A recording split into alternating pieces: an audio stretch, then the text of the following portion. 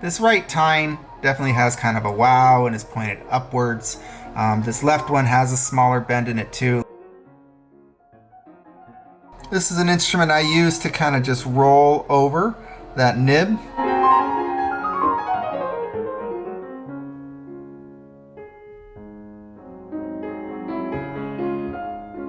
Grab this here, and just try to straighten out that bend.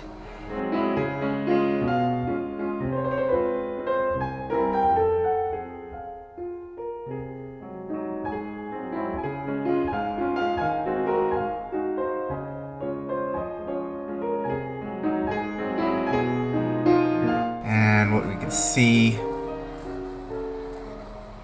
is it gets some really nice, you can drive some really nice flex out of that.